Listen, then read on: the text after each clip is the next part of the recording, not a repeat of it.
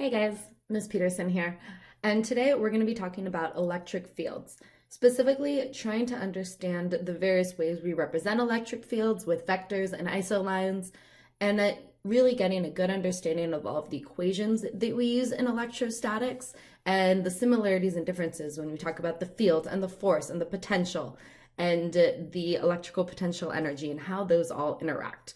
I will also be making a comparison between electricity and gravity, because gravity is a little bit more familiar to us and it can help us kind of get those relationships into our head. So for any field, it's defined as an area around an object in which another object would experience a force. In the case of gravity, that is always the interaction between two masses, okay? So it's an area around a mass where another mass would feel a gravitational force of attraction. In the case of electricity, it has to do with charges. So it is the area around a charge in which another charge could feel a force of attraction or repulsion. Attraction or repulsion. Okay, cool? Okay, cool. Now, when we talk about the fields, we can represent them in two ways. The first is, why is there such a lag? The first is vectors, okay? That's what you see here. These are vectors. Okay, for electric, they will always point away from positive charges and toward negative charges. Another way you can think of that is they point from high to low potential. Okay, if I just have a single point charge here, they're all pointing away.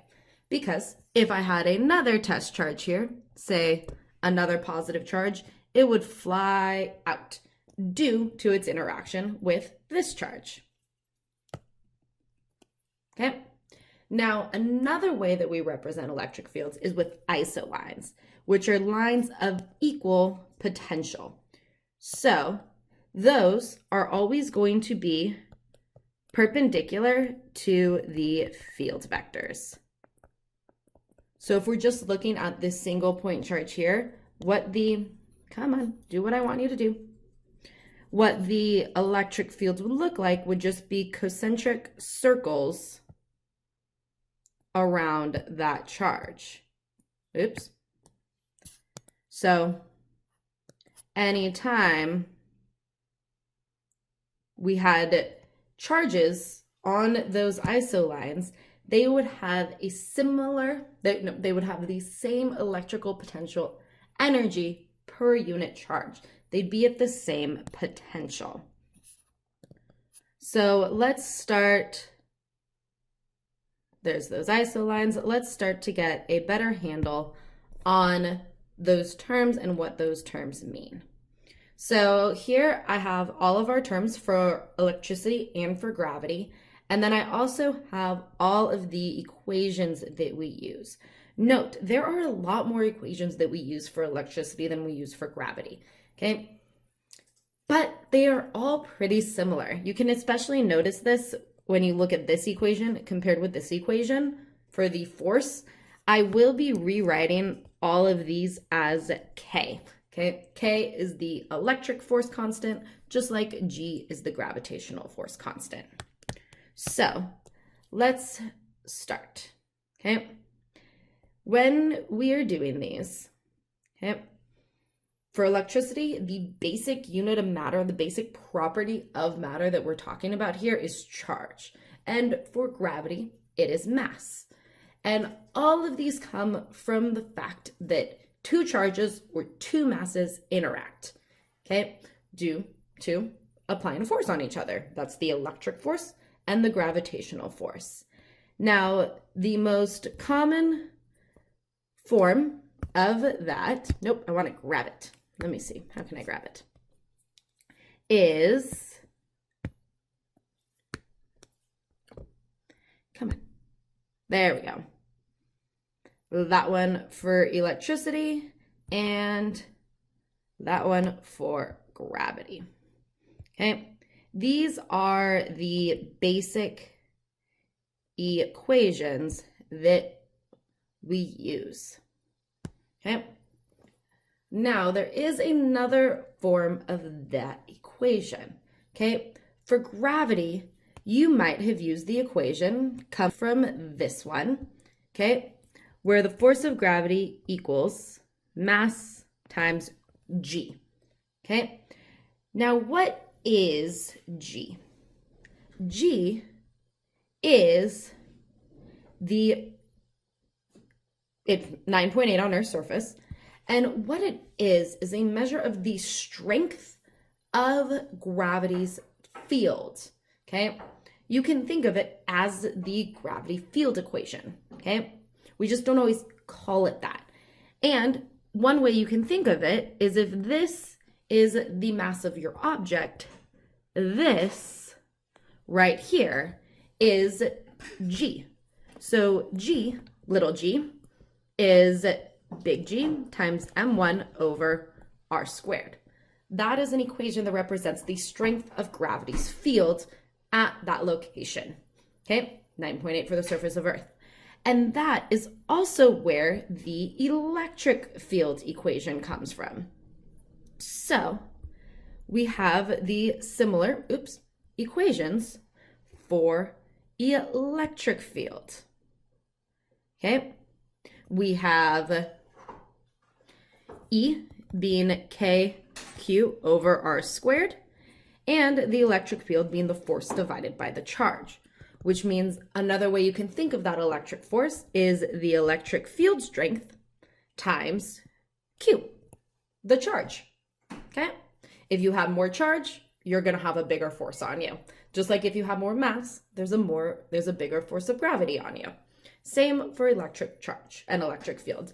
They are both inverse square laws, which means the field strength drops off exponentially as you go to an increasing radius. Okay, cool? Okay, cool. Now, so now let's talk about energy.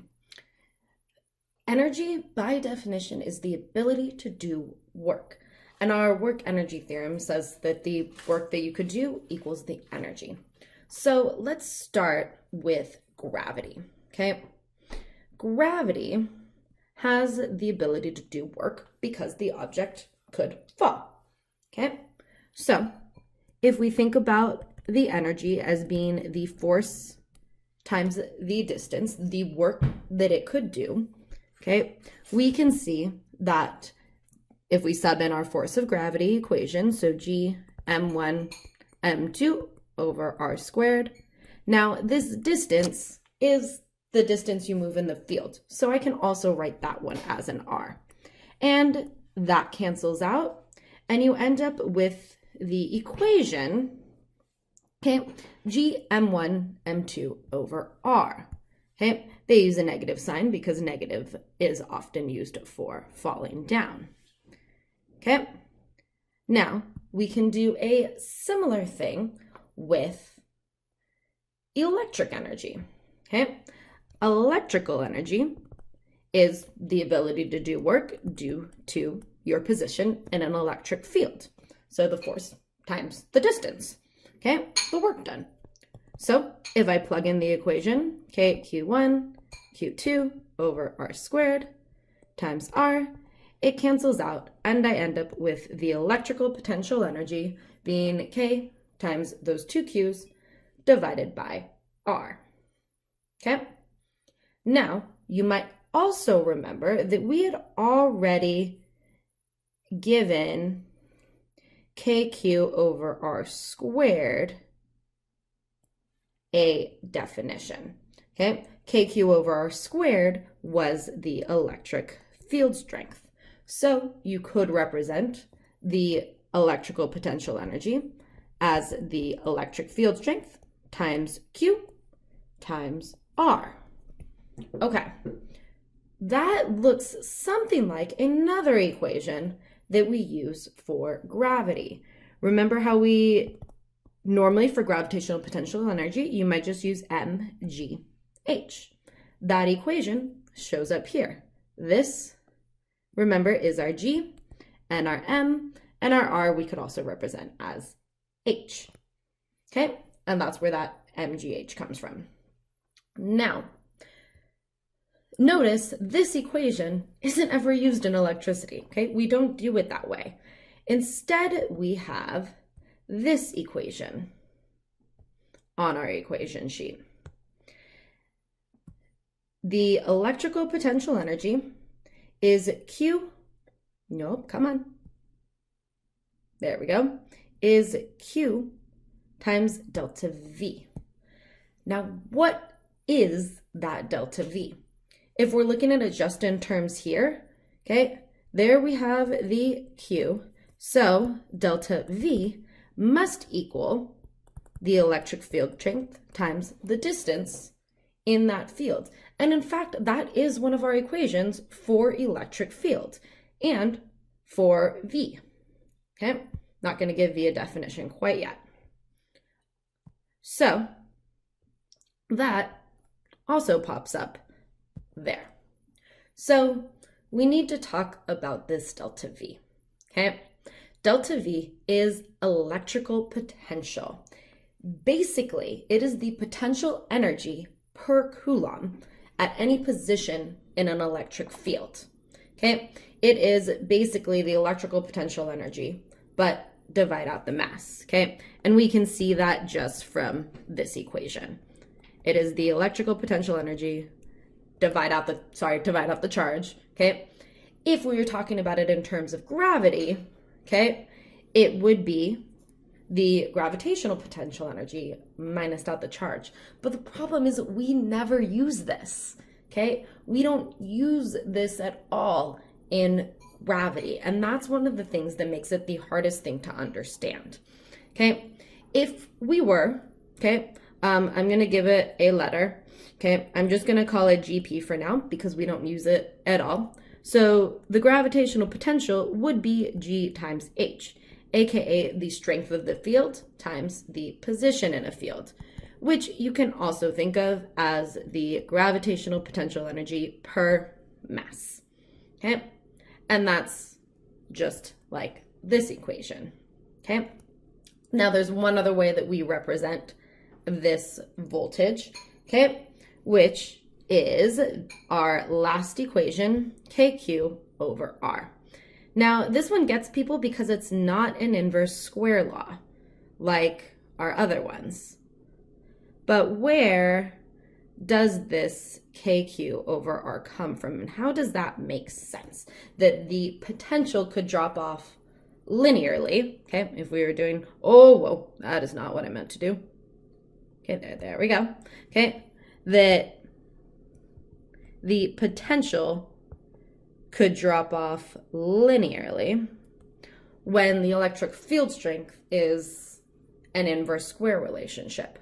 So let me show you. First, we're going to work off this guy, okay, that we already talked about. We know potential, okay, we had potential over here as E times Q times R, okay, or the gravitational field strength. So if we write out that our voltage is the electric field strength times the distance, okay, just a reorganizing of that equation, we know that the electric field strength is KQ over R squared times that R, and we get R, KQ over R, our main equation for electrical potential, okay? Basically, it's how much energy, how much work you could do based on your position, but not based on your charge or mass.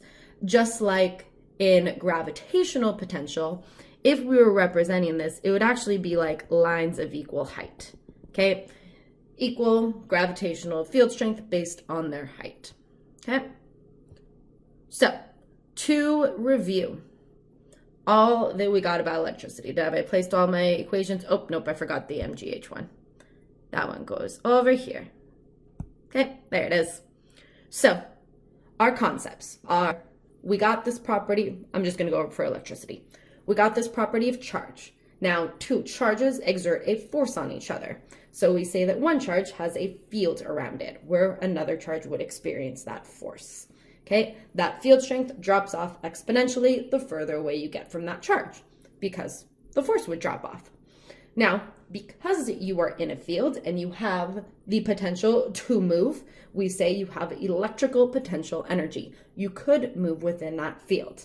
Now, at that position, okay, you have some potential, okay? Your potential is a characteristic of the field. It is not dependent on your charge, okay? It's just what potential you are at, how much work you could do per unit charge that you have. Okay, cool? Okay, cool. Let's go ahead and apply this and look at some example problems and how this works in AP. Okay, so the figure above represents an electric field created by charged objects that are not shown. So 2 ways to conceptualize this field. Electric field vectors always point from high to low potential. So high potential to low potential. They also always point away from positive charges. Okay, so there's some positive charge over here and toward negative charges. So we know there's a negative charge over there.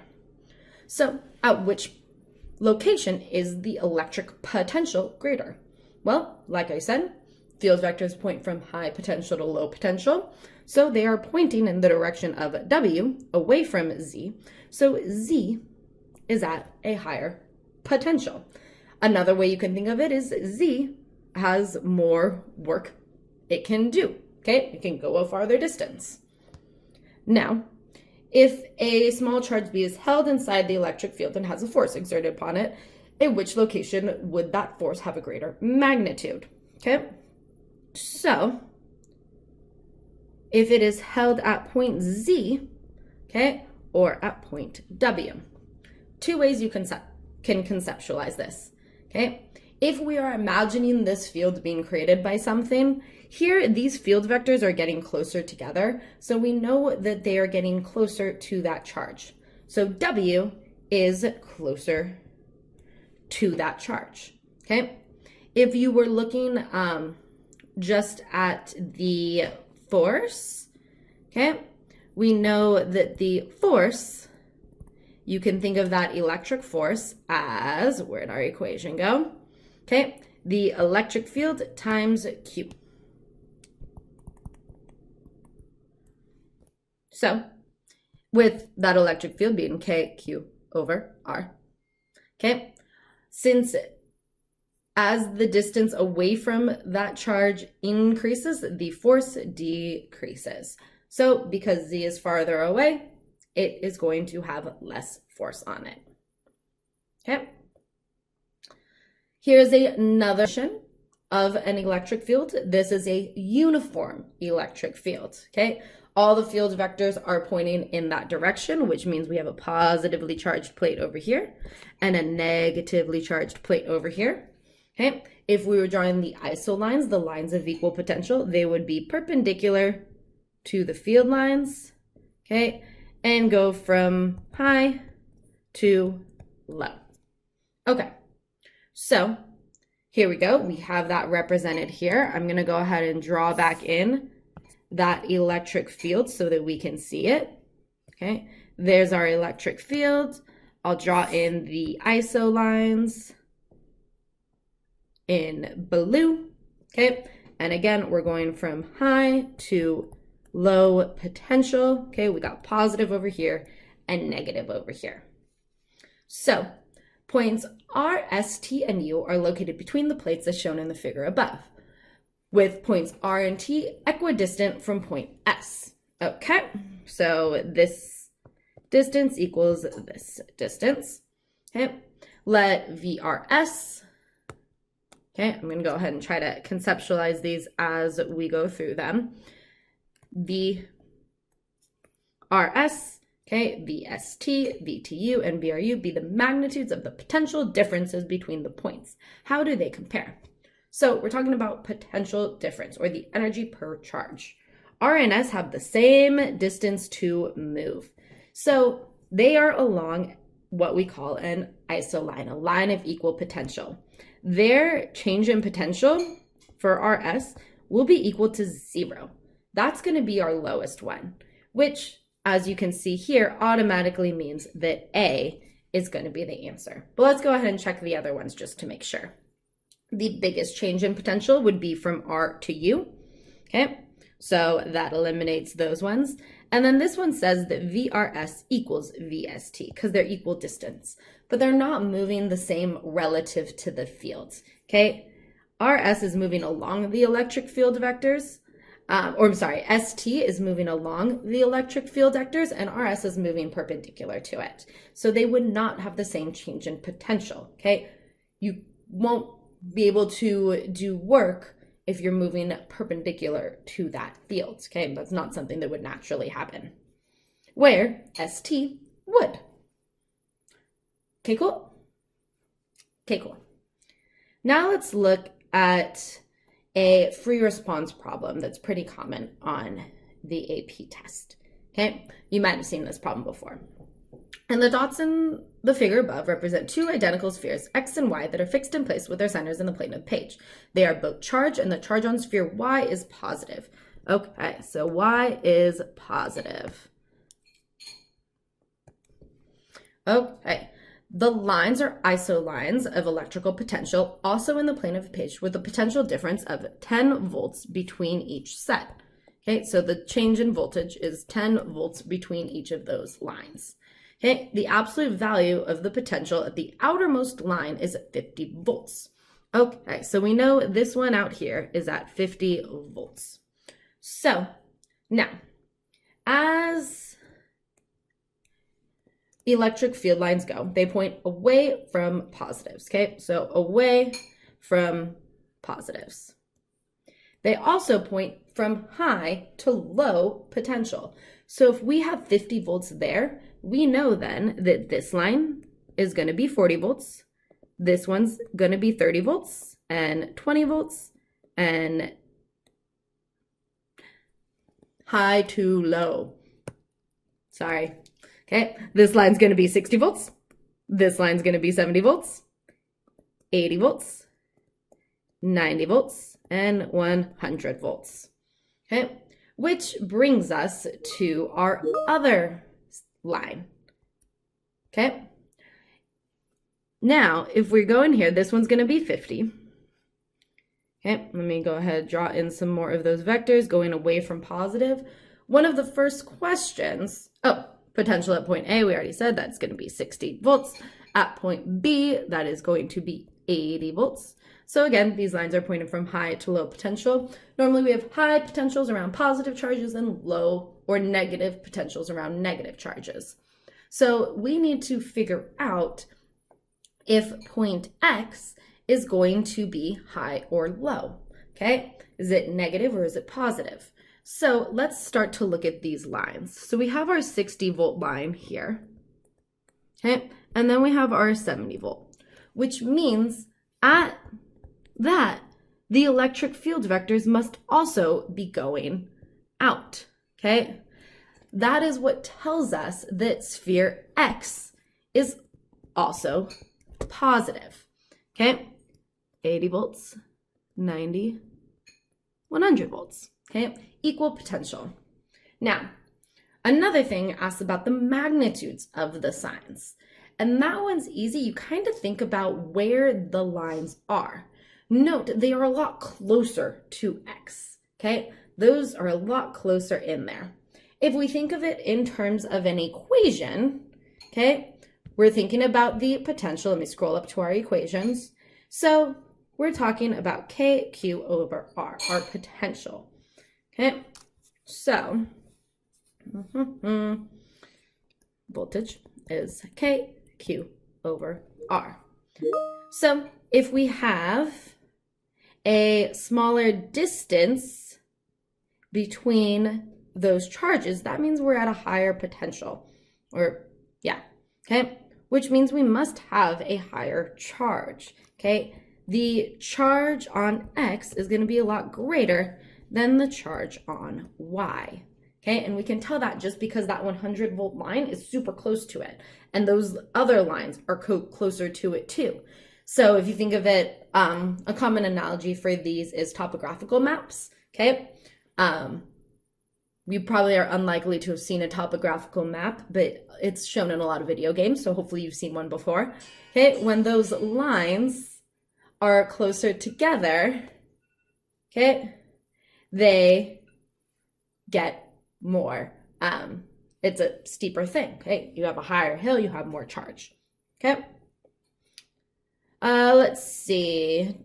Based on your answer, one similarity and difference between the electric and gravity. Okay, because K is much, much greater than G. Okay, I don't have those numbers in front of me, but G is 6.7 times 10 to the negative 11. I think K is times 10 to the 9th, if I am remembering right. Actually, let me just go ahead and go check that real quick. Okay. Zoop. Reference sheets. Okay. Yeah, there we go. So K is 10 to the 9th, where G, the gravitational constant, is 10 to the negative 11. So K is so much greater than G. So our electric forces are most of the time, okay, unless you have giant masses and really small amount of charge on that mass, our electric force is going to be a lot stronger than our gravitational force. Okay. Let's see, at some time after being released from rest at point B, a proton moved through 20 volts. Okay, determine the change in the potential energy, okay, when it moved through. So when things move through the electric fields, okay, say from point B, it moved through 20 volts, so it moved to point A. Okay, what's going on there is that it was at a higher electrical potential energy. So that potential energy is going to get converted into kinetic energy. That's what's going to accelerate the proton as it is repelled through that electric field. Why can't? Okay, so we could figure out that. Again, I'm not going to go through and solve these problems. You can look up the scoring guidelines for this. I will link it in the description. But yeah, okay. Two students are discussing how and why that kinetic energy would change. If the system is defined as the proton and the spheres, the increase in the protons is due to a change in the potential energy as it moves through. Student 2 says that if the system is defined only as the proton, the kinetic energy of the proton increases because positive work is done on the proton by the electric field as it moves through. Okay, it is doing work. It is taking that energy away from the field. Okay, change in the system's potential energy. Okay, no, if we define the system as the proton and the spheres, then there is no change in energy of the system due to the law of conservation of energy. So student 1 is wrong based on the law of conservation of energy. Okay, it is a conversion of its electrical potential energy to its kinetic energy due to the work being done on it by the electric field. Okay, so hopefully that helps you better understand electric fields and all of the equations and terms that we use to describe them. Okay, cool. Okay, cool.